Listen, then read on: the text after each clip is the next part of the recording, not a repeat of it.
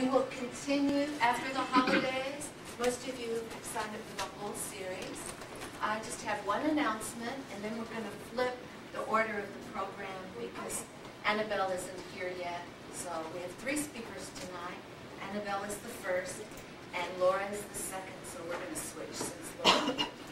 So I will pass around Laura's cards, but first, and also the outline that I sent in the mail this morning about your image. But first of all, I'd like to say we have the film of the first class. We gave to a friend who was going to put it on CD, and one of these days it will come back to us. We're on African time. Okay. The second one, we ourselves took to someone, and we have it on DVD. But we don't know how to turn that into the web page. We're told it's very easy. So does anyone here have that kind of expertise, how to take the DVD and put it up on the website so you can see the class if you missed it? Yeah. I know someone who knows. Thank you. Thank you. Thank you very much. But we are also on African time. Take your time. No, African time, I would say if I were to make a continuum of time, and that's for another session. The Latino time is, if you're invited at 8, you get there at 8:30. Yeah, Arab time, if you're invited there at 8, you arrive at 9:15 or 9:30. Yeah? Unless you're very important, in which case you arrive at midnight.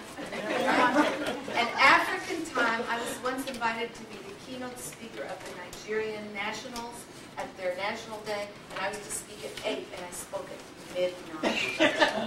And as I walked out, and they still hadn't served dinner, okay, as I walked out, people were walking in. Okay, so that's African time. Wow. So, flipping our order, our first speaker of the night is going to be Laura Swanson-Williams. And since I've given all her cards away, I can't name the company, but you have the cards. And she was very, very highly recommended by a dear friend of ours who said she's seen the presentation and she thought it was excellent. So we're talking about communications tonight. Communications with Anabelle's here, but Anabelle, we just flipped since okay, you'll be next. That's fine. We're going to talk about communications with the media, communications with your members, communications through your flyers, with your image, your logo, that sort of thing, and Yahoo groups. And so those are the topics for tonight. And to start off, I should ask, is the Yahoo group working for all of you? You're all getting the messages? Okay. So we'll pass the podium to Laura, who's going to talk about the importance of your image, your logo, your letterhead, your website, your flyers. And Laura, would you mention the name of the company? Yes. Let's see, how do I flip it? Oh, okay. Well, you can go ahead and flip it. As she mentioned, my name is Laura Williams. I'm with Read and Write Company.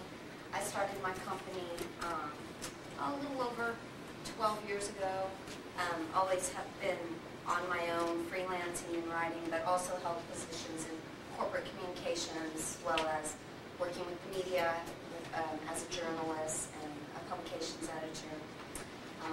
And I've also done some work in PR agencies. So at this point, I am pretty well versed in solid overall communications plans. Some of my clients include the Komen Race for the Cure. I've done work. I started out with North Texas, and I've worked with them for many, many years and launched Hispanics for the Cure team, but have also done some PR work for the Dallas race as well.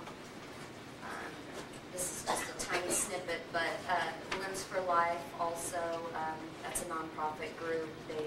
They raise money to provide prosthetic limbs for people. I put a few other examples on here, like Intelisys Technology. That's a company out of DC, and for them, I did overall communications planning, and the rest is just kind of self-explanatory.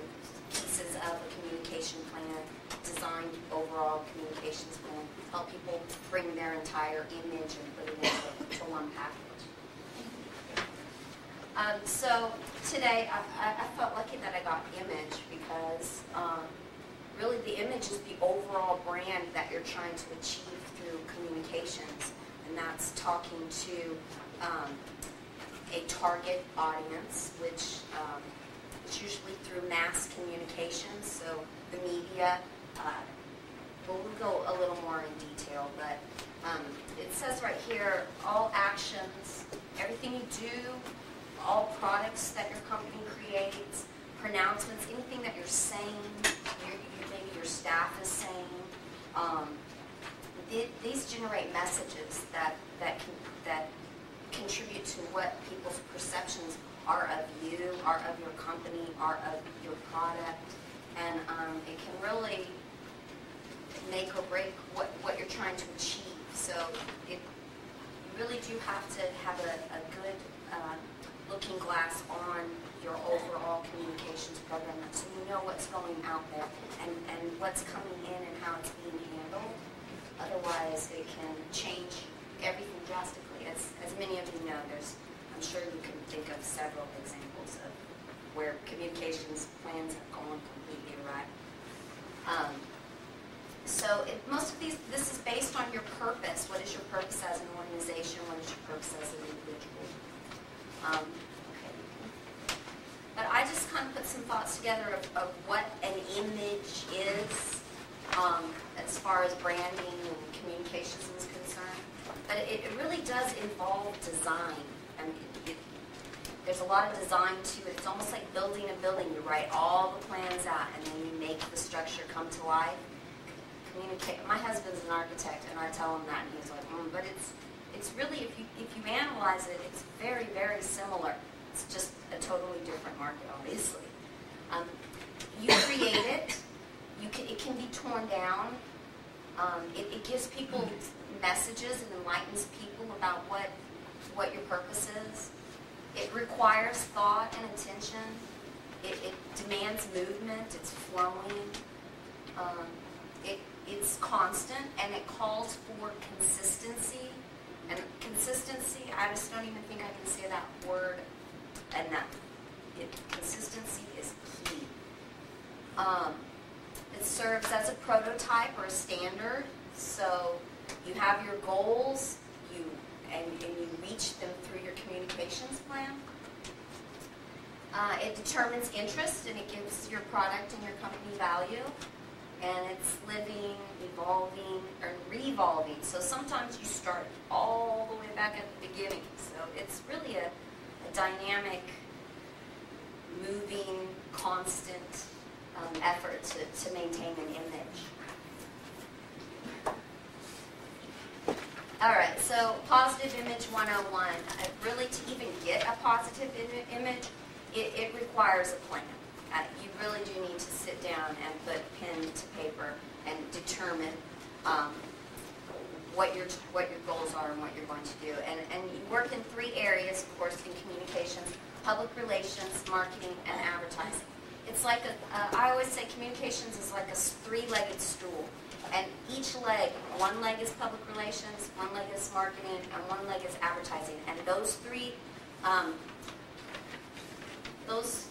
communications, what would you even call that? Like, they're disciplines? Yeah, thank you. Perfect.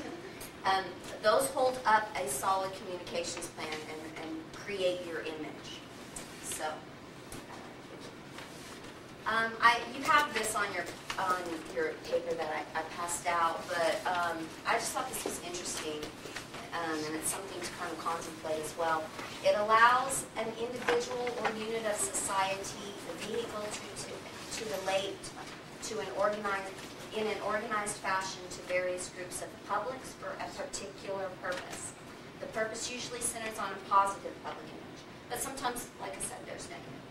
This sometimes is regarded as manipulation. So a lot of times, I mean, depending on who you know or who you talk to, even the discipline of communications has some negativity, but it's very important. And as long as you're establishing your image, you should never be deceptive. Obviously, there's ethics involved, and you should be honest and truthful. And you do present a package of your idea of what your goals are, but you're honest about it. If there's something that's not right, it's very difficult to cover up.